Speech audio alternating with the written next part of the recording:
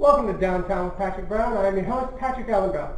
Thank you so much for tuning in to our first ever episode. We have a great episode in store for you. But before I get to that, I just want to dedicate this episode to David Letterman, who is retiring. As most of you know, I attribute my inspiration to doing a talk show to Johnny Carson. Although I was not able to watch Johnny Carson growing up, who I got to watch was David Letterman. So I would say David Letterman is this generation's Johnny Carson. So I want to thank him for paving the way for a scrawny little Irishman in Paris, California to put on a talk show. Without his guidance, I wouldn't know what I'm doing. I hope that we here at Downtown can make him proud, and I hope that you guys continue to watch us. We have a great show in store for you. Kyle Williams sits down and talks with us. We also have performances by Kyle Williams, Jeff Campbell, and Tyler Stenson. So don't go anywhere. We also got a interview with the cast of clowns in Scampina. A great cast, and I'm a part of it, so I'm really excited to sit down and talk with them. We also have a young painter who's on the rise, Ryan Littlefield. So don't go anywhere. We'll be right back. We will talk till there's nothing left to say, but for now you're just my beautiful someday. Beautiful someday. Welcome back to Downtown with Patrick Brown. That's just a sample of what you're in store for. So I've been contemplating as to how to open the show. Do I start with a monologue? Do I start with some jokes? But I don't really want the show to be about me. I want this show to be about the art. About the art and about the culture of Chico, California, and about everybody who is artistic in any way, shape, or form. And less about me. I'm here every week. You'll see me all the time. I'm awesome. I know I am, because you can't spell the word awesome without me. But this show's not about me. It might have my name in it, but it is truly about the arts. I believe that the art is the most important thing in our society today. And this is a talk show dedicated to that notion that art is the salvation to this troubling time that we find ourselves in. I believe that art can change people's moods, can enlighten people, can make people feel, think, and perceive how we can change and make the world better. I believe that art should not be cast aside.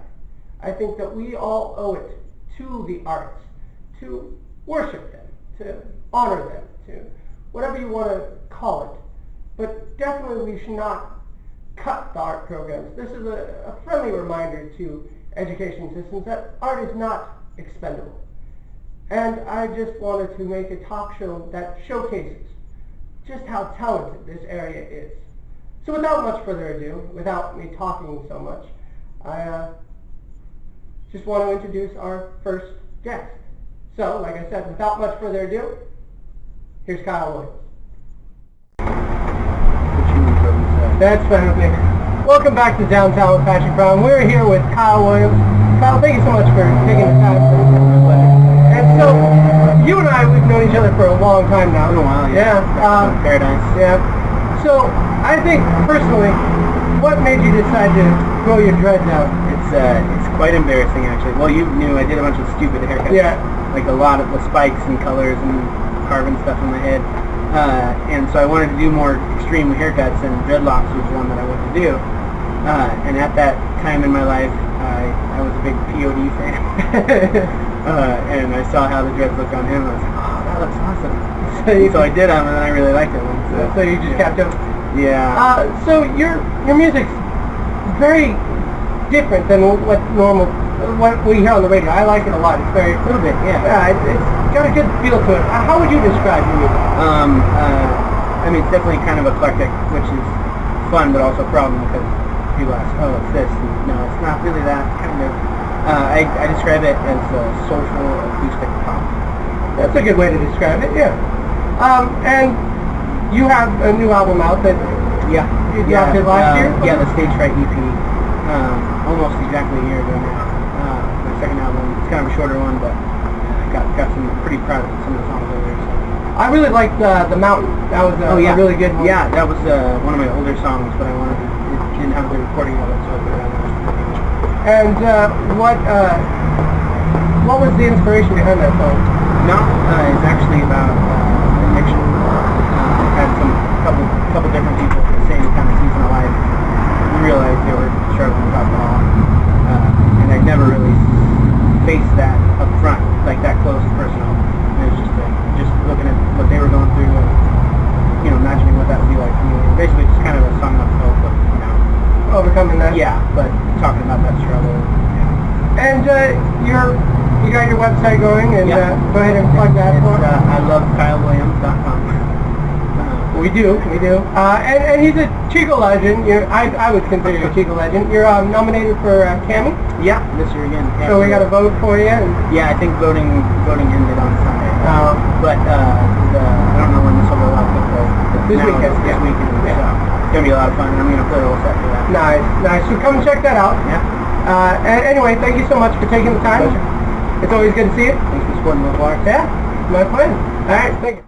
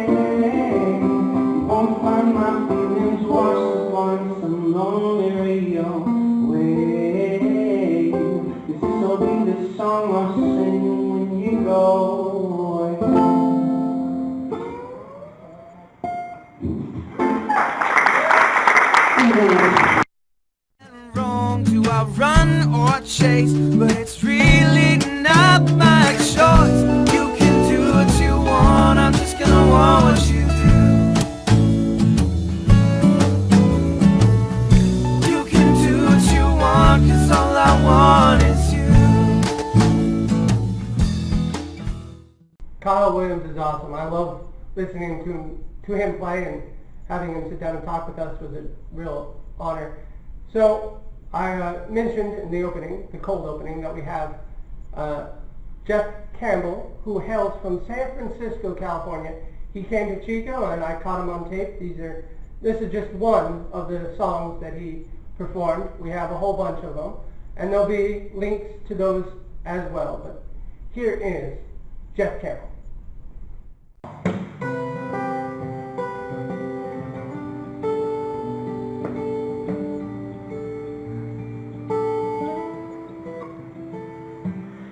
No surprise, the morning just turned into the night. Can't take a roller coaster ride. You wanna see the sights, 'cause all the places and the things will just slide by. You're upside down half the time, and I remember right. Weeks are going by, we're on like 49. It's hard to find the kind of things like living life, but our needs are small. It's all the things we think we need, just we want it all. So please just call. Got a thing that says we're friends, but I don't think you know me at all.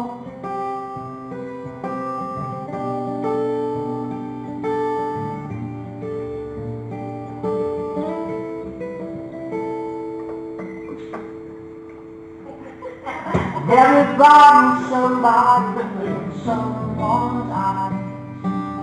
You can't be that somebody if you're out of sight. But I don't mean that in the way you think I might. Out of sight like out of mind. Tonight's just not your night. It's true,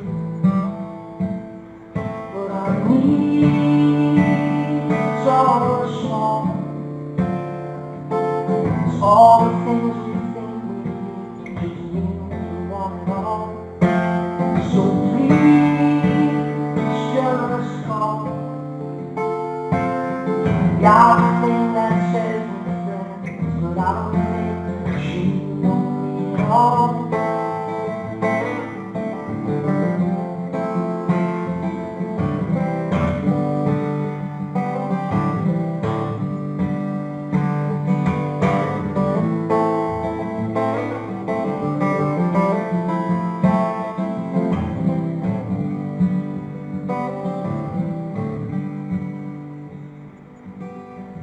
What's wrong with where you are right now? What's all those other places have? The one you're in is missing anyhow. It's like a race to get to now. At least to show them all you have. Maybe you've forgotten that our needs are small. It's all the things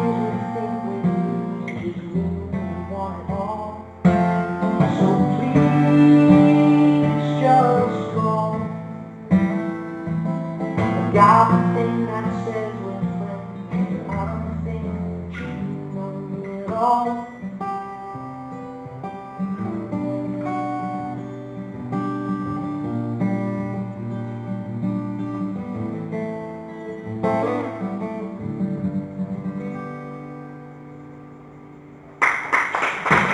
Hey. This is a joke. It's a boat with lots of hope, it doesn't float. Faded things scribbled on post-it notes. Now listen to me, read it 'cause it's wrong. Welcome back. Thank you so much to Jeff Campbell for performing. You rocked the house. And our final musical performance of the evening is Tyler Stenson, who comes from Portland, Oregon.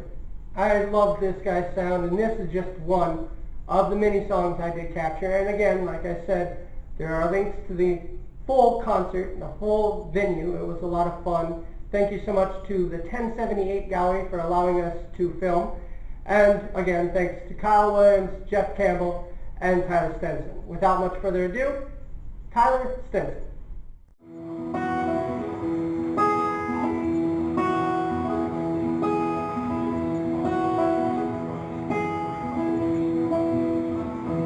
So you've fallen behind.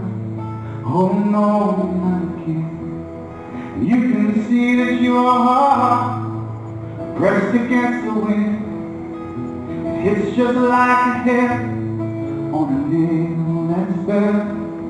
Oh no, not again. Oh no, not again. Oh, I know these days are hard, and I know it's hard to lie.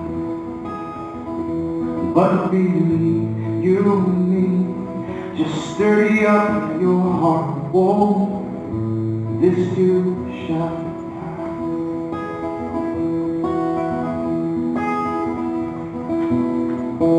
There are wars being waged, they are not your voice. The good love is gone away, but it wasn't by choice, and if it's out of your hands, but you just can't let go, and there's a whole lot on your mind, but oh no, one shot. Oh, I know these days are hard, and I know it's hard to lie.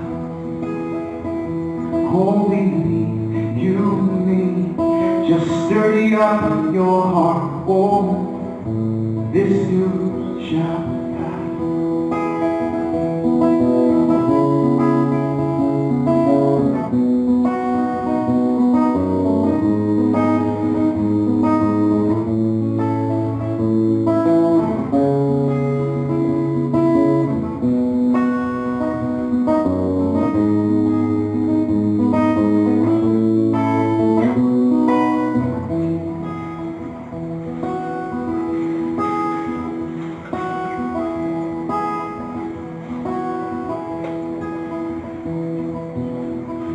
So you've fallen behind.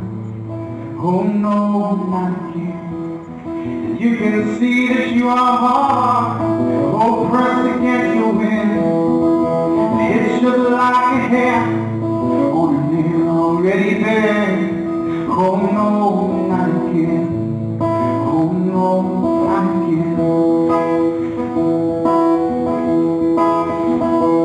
Oh, I know these days are hard, and I know it's hard to lie. But believe you and me, just sturdy up your heart. Oh, this too shall pass. Oh, believe you and me, just sturdy up your heart. Oh,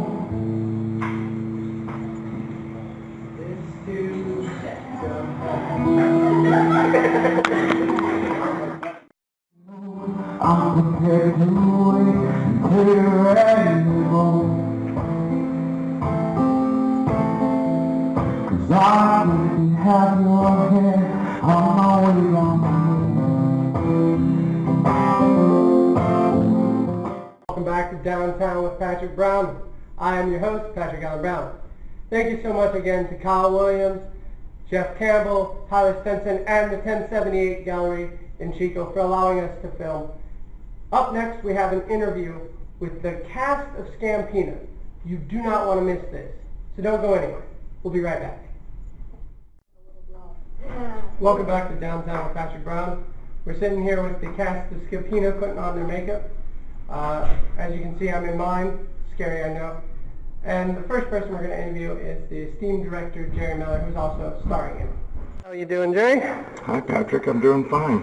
Well, thank you for taking the opportunity to talk with us on Downtown with Patrick Brown. Who would miss up that opportunity? Oh, you're too kind. So tell us about the traveling program here at Butte College and why it's so important. Well, it's an opportunity for school-age kids K through 12 to see live theater. Some of them for the first time in their lives seeing live theater. So we like to introduce them to live performance so that when they grow up they just won't sit on their butts watching TV. They'll come out and maybe see live theater, maybe participate in it. We've had many kids from the program that saw our show that ended up years later in our shows. So that's rewarding and fun. And you adapted this play from a Moliere play. Tell us a little bit about the original and how you adapted it so it's a little easier for the kids to understand. Well, it was originally called The Fourberies au Scampina. It was written in the 18th century. And it was a very popular farce because it's all for fun. What we did is two things. One, we shortened it to a 50-minute show so that we can do it within a class period when we come to the schools.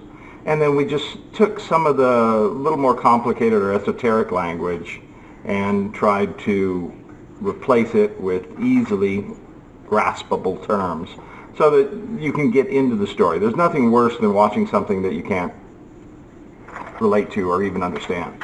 So this just makes it accessible. And is it difficult to take a classic play and then adapt it, since this is not your first time doing it? It's not really difficult. It's just about telling the story. So if you know the story and you're familiar with the story and what's important to it, you just sort of strip away all the non-essential parts of it and just get down to the telling the story. And we're having a benefit for the program, a family and friends night. You want to tell us a little bit about that? That's up at Theater on the Ridges graciously let us have their space up there to do a night so that friends and families because again, this show is only done for schools, so it gives them a chance to see, their friends and family in the show, because it's a fun show and we want people to see it. Thank you so much for your time, Jerry. You're welcome, Patrick. Chris, thank you so much for taking the time to sit down and talk with us. You look wonderful, by the way. Thank you. Yeah, I love your makeup. Very scary. This is your second show, right? Yes. How does this one compare to your first one? The first one, I wore a mask, and I got to play a drunk, which was fun. But this time I get to play a pirate, which I think is more fun than being drunk. And what's your favorite part about the traveling program? Well, I really like the Q&A with the kids and doing the show with different environments every time, so it changes it up and keeps it fresh. But I guess the Q&A has always been my favorite with the kids. And are you going to continue on with the program after this? Yes. Good, good. All right, thank you so much for sitting down and talking with us. See, it was painless. I'm only asking you a few questions. Thank you so much. Now can I have my soul back? Yes, you can have your soul back. We're here with Whitney. So Whitney, you are a veteran of the program. This is your third show. Yep. How does this one compare to your other two? Well, the first two I did were both Shakespeare, so doing Moliere is a little bit different. Irregardless, it's still a lot of fun. And what's your favorite part about the program? Doing the clown makeup. I've never done a show where you have to do makeup like this, so it's really fun. And what's your favorite part about going on the road? Do you enjoy the kids, or? I like meeting the kids. Afterwards, we have that time where we can meet the kids as we're getting ready to go. And the kids are so cute, especially the littler ones. And why is this program so important to you? Well, I saw it when I was in middle school. I went and I saw Romeo and Juliet, and I really liked the fact that it gets kids into theater, because that was when I kind of decided, hey, that acting thing looks kind of cool. But it also kind of teaches kids, like, literacy. Like, it's cool to read and stuff. And stuff. Thank you so much for your time, Whitney. Not a problem. All right, bye. We're sitting here with Sydney. Sydney plays my love interest in the play. So this is your first traveling program. How do you like it so far? I like it a lot. I'm actually really excited to start traveling. I heard that's a big ordeal. Yeah, it's a lot of fun. You've done a lot of shows and stuff. Is this any different, or is this the same kind of run-of-the-mill show for you? Well, no two shows are exactly alike, especially when you're dealing with different casts. I mean, every different cast is a different family, and it's great getting to know every member of this cast and getting to know what drama's like here at Butte. And you're also the president of the drama club. How's that going for you? It's actually going quite well. We've got a few hurdles to jump over, but we're going to be at the Spring Carnival, and that's going to be fun. So. Very exciting, very exciting. So after this show, what is next for you? hoping to just do more shows and finish my education. And I'm a theater major, so, you know, just hoping to get out there. Well, thank you so much for your time, and I wish you the best of luck in the future. All right, thank you. Last but not least, we're here with Pam. Pam, you're also one of the veterans. You've done 3 shows back to back. How does this one compare for you to the other ones? Well, I really like this one because it's real kid-friendly with clown faces and everything. I think it's going to be really good this year. And your character is kind of the bearer of bad news in this show. How is that for you? It's actually really funny, and it's somebody that I'm not. So, it's Getting out of your comfort zone there. absolutely. And your favorite part of the show? Do you like the Q&As or the traveling? I really like the Q&As because I like to see kids starting to get interested in theater, because that's like the first thing to go in schools now is the theater and the music. And so by bringing theater to them, hopefully they will have a desire to do it as they get older. And what's next for Pam after the show? I'm going to be doing one more Shakespeare, and then I will be transferring to university. Well, I wish you the best of luck in everything you do. Thank you so much. you. Thank you so much to the cast of Scampina. That was a lot of fun. I hope you enjoyed it. Up next, we're going to sit down and talk with one of my favorite local painters. I've known this guy for a long time. He's a good friend of mine, and he's just a beautiful artist. I love the way this man thinks and feels and paints. And we're going to talk to him about how important art is in today's society and introduce you to the beautiful artwork of Ryan Littlefield. Don't go anywhere. We'll be right back.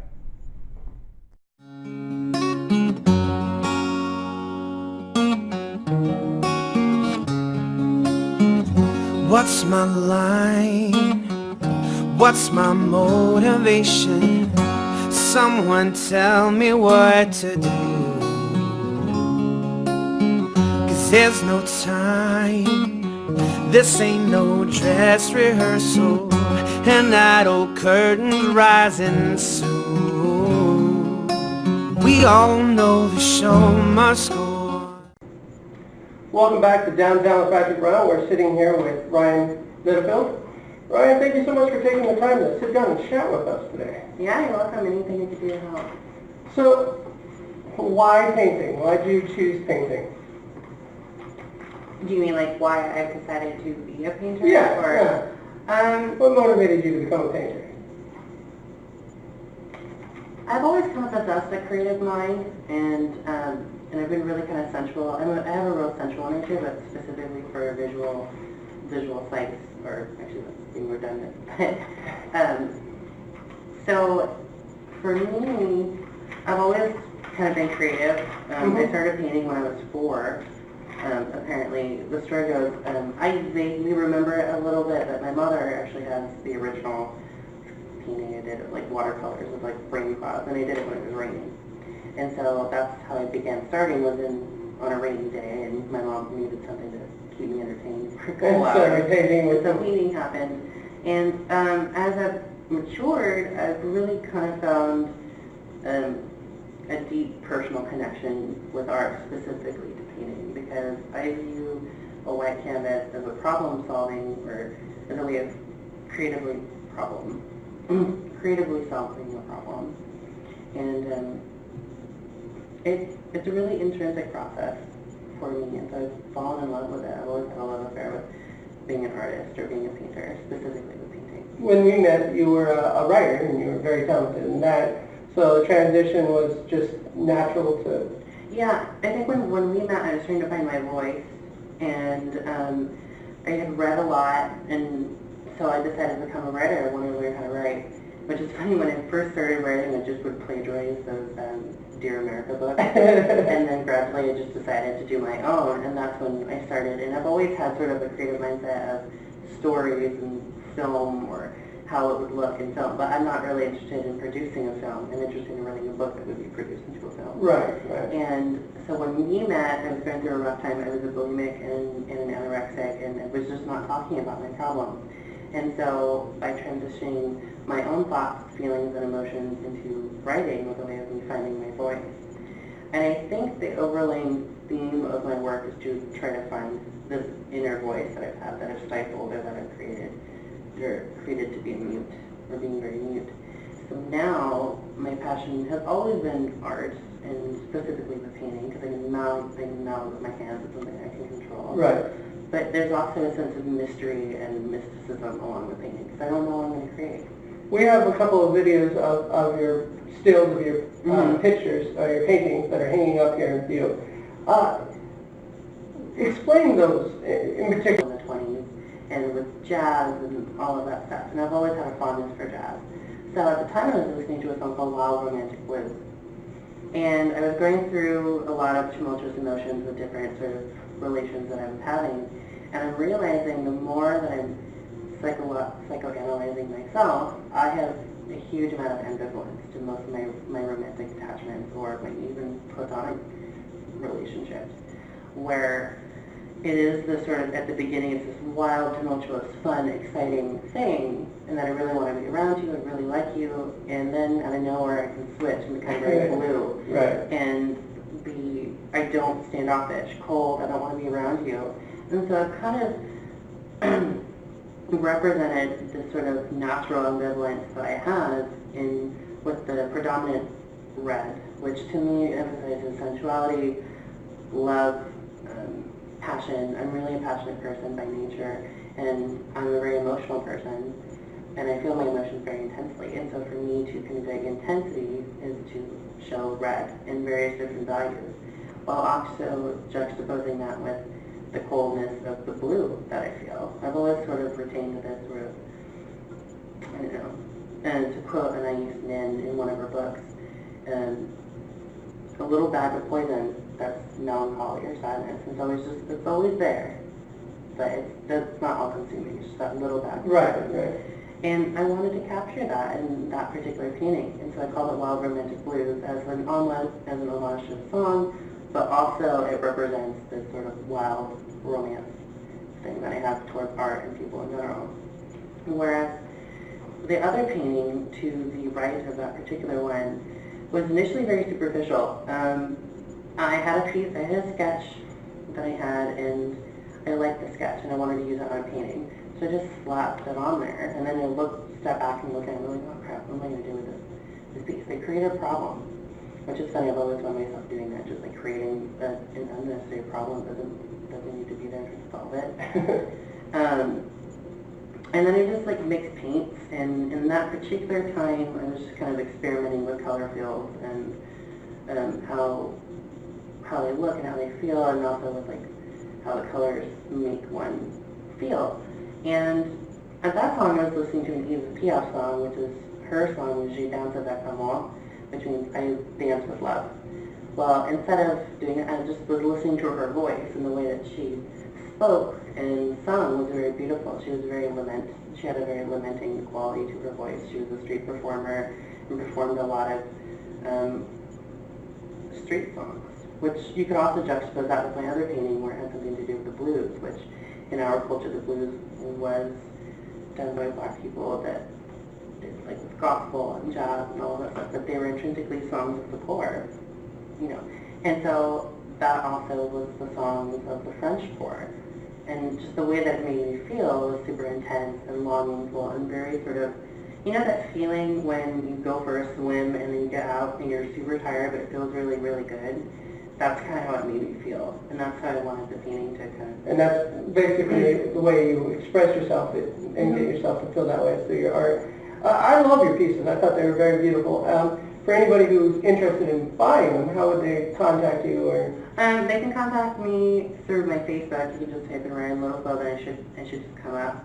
Or you can contact the Butte College Art Department and they would know how to get a hold of me. How to get a hold of me. As an artist, you kind of touched on this a little bit, but why is art so important to society?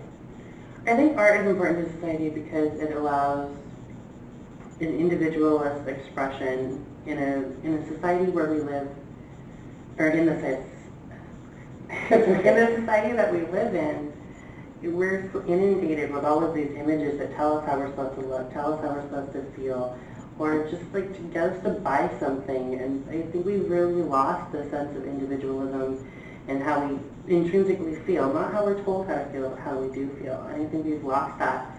And so I think art is very important to sort of bring that to the surface. And that's what I try to capture in my own work, is when you look at it and you study it for multiple periods of time, you will feel something, or at least that's how I feel when I paint, and I hope that's what you get from my paintings, is that you feel something. I want my paintings to be emotive and evocative of different emotions, whether it's passion, love, lust, hate, anger, all of this sort of stuff. And I think to feel is to live. To be emotional is to be attached.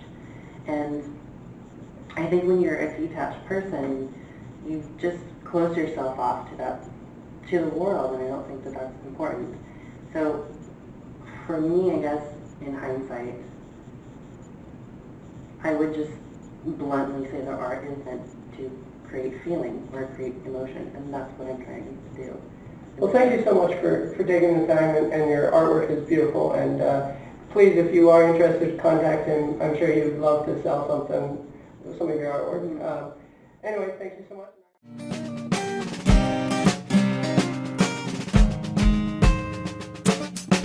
When I found you, I thought I'd found what I was looking for. I've always been the type to dive. Welcome back to Downtown with Patrick Brown. Thank you so much to all my guests, Kyle Williams, Jeff Campbell, Tyler Stenson, and the cast of Scampina, and Ryan Littlefield. I hope you enjoyed this. I hope you tune in next week. We'll have a whole new show for you. Thank you so much again. And remember, stay awesome. Good night. I think you think I think too much, baby. Sometimes I can't help but Welcome back to wonder Downtown with why. Patrick Brown.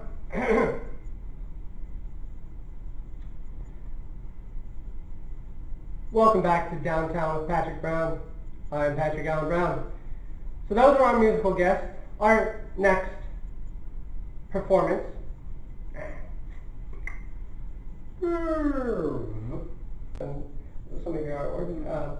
Anyway, thank you so much, and I hope to have you come back on our show once we get more established and stuff. So, yeah, there goes the Lord. All right, thank you. I think you think I think too much, baby. Sometimes I can't help